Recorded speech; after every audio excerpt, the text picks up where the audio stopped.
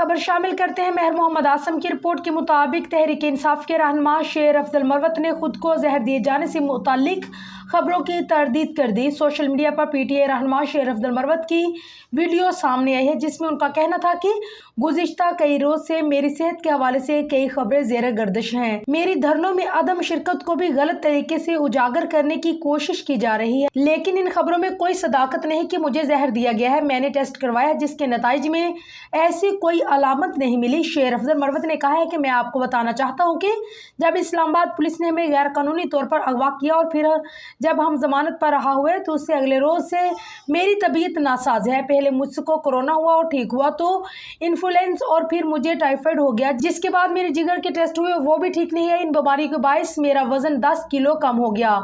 जिगर की इन्फेक्शन और दीगर बीमारियों के बायस मेरी तबीयत खराब है।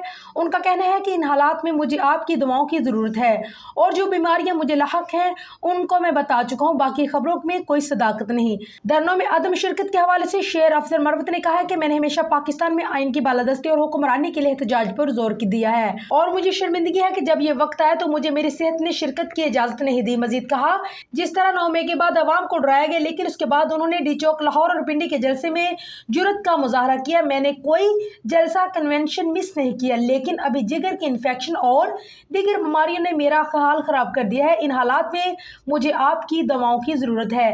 मैं आपसे वादा करता हूँ कि तबीयत ठीक होने के बाद आइंदा भी हर जलसे जुलूस में पहले की तरह खड़ा रहूँगा।